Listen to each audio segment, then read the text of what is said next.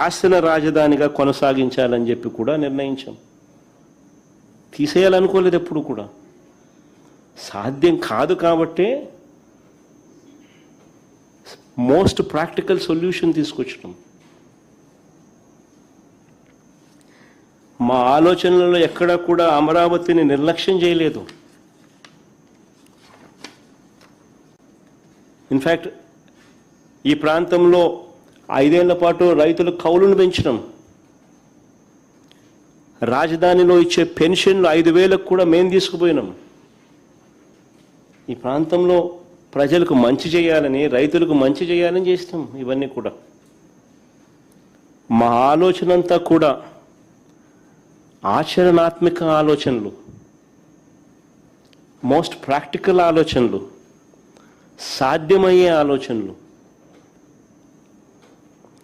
ప్రభుత్వం తన బాధ్యతగా ప్రజలకు చేయాల్సిన ప్రతి మేలు కూడా చేస్తూ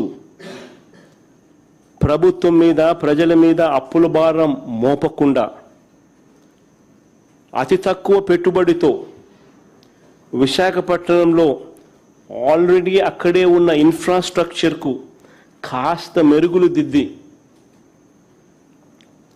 అదనంగా కొన్ని భవనాలు కడితే చాలు ఒక గ్రోత్ ఇంజిన్లా మారుతుంది. దీనికోసం కేవలం 10,000 కోట్లు ఖర్చు పెడితే చాలు. అది కూడా ఒకేసారి పెట్టాల్సిన అవసరం లేదు. సంవత్సరానికి 2,000 కోట్లు చొప్పున 5 ఏళ్లలో పెడితే చాలు. ఆటోమేటికలీ విశాఖపట్నం ఈ స్థాయి నుంచి ఈ స్థాయికి వెళ్ళిపోతుంది. ఒక గ్రోత్ ఇంజిన్ తయారవుతుంది. చదువుకున్న మన పిల్లలకు ఎక్కడికెక్కడికో, చెన్నైకో, బెంగళూరుకో, హైదరాబాద్కో ఇలాంటి నగరాలకు పోవాల్సిన అవసరం లేకుండా మనకు కూడా ఒక మహానగరం తయారవుతుంది అని చెప్పి ఆరాటపడ్డాం.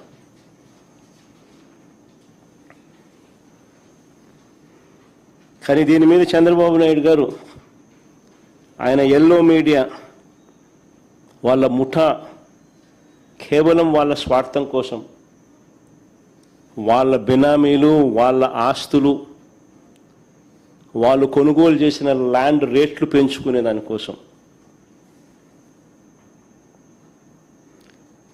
చెప్పని అబద్ధాలు లేదు. అంత దారుణంగా విషపూరిత ప్రచారాలు చేశారు. నిజంగా నేను చెప్తా ఉన్నాను, నాకు సంకుచితమైన ఆలోచన నాకు గన ఉంటే రాయలసీమలోనే రాజధాని పెట్టేవాడిని. విశాఖపట్నంకి ఎందుకు పెట్టాలా? విశాఖపట్నంలో ఎందుకు పెట్టాలా? నాకు నిజంగానే సంకుచితమైన ఆలోచనే కనుక ఉండింటే అసలు నేను ముఖ్యమంత్రి కాకమునిపై ఇక్కడ చంద్రబాబు నాయుడు భూములు కొనలా, ఇల్లు కట్టలా. కానీ జగన్ ఇక్కడే భూమి కొన్నాడు. ఈ సొంత ఇల్లు, సొంత భూమి నేను కొన్నా.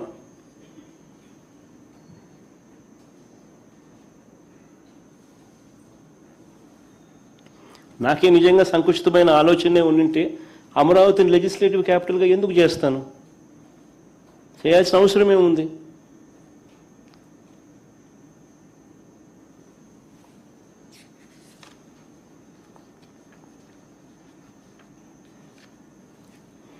ఇవాళ చంద్రబాబు నాయుడు గారు ఎగ్జిక్యూటివ్ క్యాపిటల్గా విశాఖపట్నాన్ని రద్దు చేసినట్టు, ఇవాళ చంద్రబాబు నాయుడు గారు న్యాయ రాజధానిగా కర్నూలు రద్దు చేసినాడు.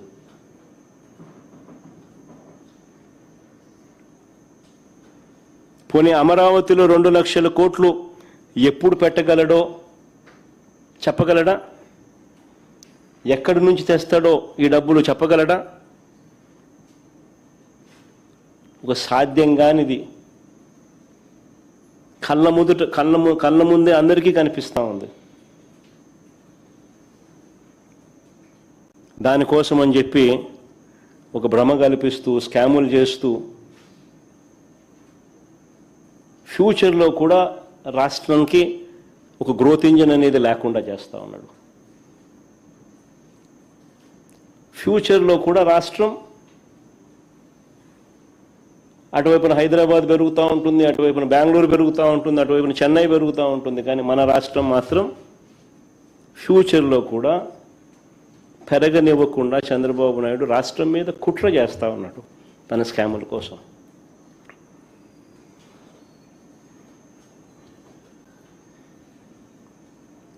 నేను అడుగుతా ఉన్నా, ఒకవైపున ఇన్ని లక్షల కోట్ల రూపాయలు పెట్టడం అసాధ్యమని చెప్పి ఒకవైపున కనిపిస్తూ ఉంటే, మరోవైపు రాష్ట్ర ప్రభుత్వం బాధ్యతగా చేయాల్సిన పనులు, ప్రజలకు చేయాల్సిన మంచి, ఇవన్నీ కూడా ఆగిపోతా ఉన్న పరిస్థితులు.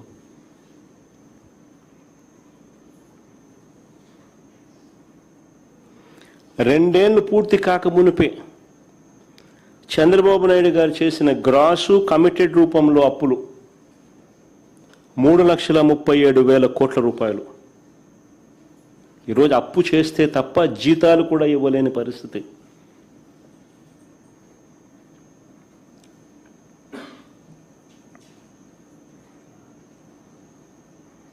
మరి ఇలాంటి పరిస్థితుల్లో 2 లక్షల కోట్లు తెస్తానంటాడు, 2 లక్షల కోట్లతో రాజధాని అంటాడు. ఎప్పుడు డెవలప్ చేస్తాడు? ఈలోగా రైతుల పరిస్థితి ఏమిటి? ఈలోగా అక్క చెల్లెమ్మల పరిస్థితి ఏమిటి? ఈలోగా చదువుతా ఉన్న పిల్లల పరిస్థితి ఏమిటి? ఈలోగా నాడు నేడు పనుల పరిస్థితి ఏమిటి? శిథిలమవుతా ఉన్న స్కూళ్ళు, హాస్పిటళ్ళ పరిస్థితి ఏమిటి? ఆరోగ్యశ్రీ పరిస్థితి ఏమిటి? ఉద్యోగస్తులకు ఇవ్వాల్సిన 36,000 కోట్ల రూపాయలు బకాయిల పరిస్థితి ఏమిటి?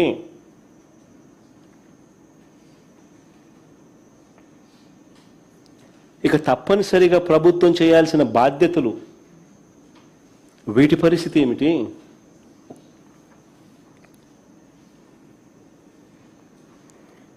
ఒకవేళ పెట్టాలని అయినా చంద్రబాబు నాయుడు గారు రెట్టమట్టంతో అడుగులు ముందుకు వేస్తే, ఇలా పెట్టుకుంటూ పోతే రాష్ట్రం ఏం కావాలి?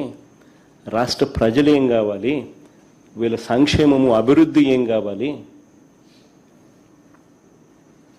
రాష్ట్రానికి సంబంధించిన మిగిలిన బాధ్యతల పరిస్థితి ఏమిటి? మిగతా ప్రాంతాలు ఏం కావాలి?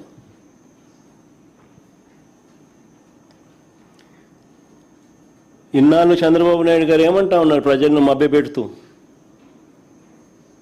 అమరావతి సెల్ఫ్ ఫైనాన్స్ ప్రాజెక్ట్ అని ప్రజలను మభ్యపెడుతూ ఇన్ని సంవత్సరాలు అంటా ఉన్న మాటలు. అమరావతి సెల్ఫ్ ఫైనాన్స్ ప్రాజెక్ట్ అని రాష్ట్రంలోని ప్రజలందరినీ కూడా చంద్రబాబు నాయుడు గారు ఇన్ని సంవత్సరాలు మభ్యపెడుతూ వచ్చాడు. నేను అడుగుతా ఉన్నా ఇదే చంద్రబాబు నాయుడు గారిని, అయ్యా చంద్రబాబు నాయుడు గారు, సెల్ఫ్ ఫైనాన్స్ ప్రాజెక్టే అయితే అమరావతి కోసం ఇప్పటికే కమిటెడ్ గ్రాస్ లోన్లు 47,000 కోట్లు ఎందుకు చేస్తున్నట్లు అని అడుగుతా ఉన్నా. సెల్ఫ్ ఫైనాన్స్ ప్రాజెక్టే అయితే ఆయన కమిటెడ్ గ్రాస్ లోన్స్ 47,000 కోట్లు ఎందుకు చేస్తా ఉన్నట్టు? ఇవి కాకుండా రాష్ట్ర బడ్జెట్ నుంచి కేటాయింపులు ఎందుకు చేస్తా అన్నట్టు? ఈ లోన్లే కాకుండా రాష్ట్ర బడ్జెట్ నుంచి కేటాయింపులు ఎందుకు చేస్తా ఉన్నారు? రాజధాని కోసం తెస్తున్న రుణాలకు రాష్ట్ర ప్రభుత్వం నుంచి గ్యారంటీలు ఎందుకు ఇస్తా ఉన్నారు? ఇదే సెల్ఫ్ ఫైనాన్స్ ప్రాజెక్టే అయితే ఎందుకు రాష్ట్ర ప్రభుత్వం నుంచి రాజధాని కోసం తెస్తున్న రుణాలకు రాష్ట్ర ప్రభుత్వం నుంచి గ్యారంటీలు ఎందుకు ఇస్తున్నట్టు? భూములు అమ్మి డబ్బు తెస్తానని చెప్పిన వాడివి ఇన్ని వేల కోట్ల రూపాయల అప్పులు ప్రభుత్వ ఖజానాపై ఎందుకు భారం మోపుతున్నారని అడుగుతా ఉన్నా.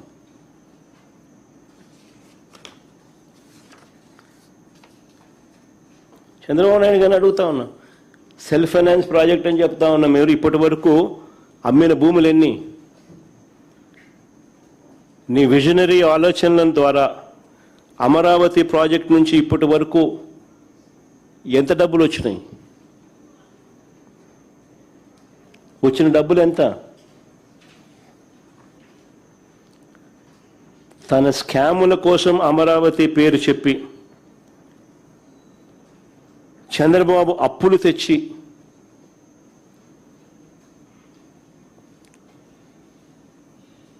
దాని ప్రభావం ఇంతకుముందే నేను చెప్పా, రాష్ట్రంలో ఇప్పటికే దాని ప్రభావం కనిపిస్తూ ఉంది అని చెప్పి.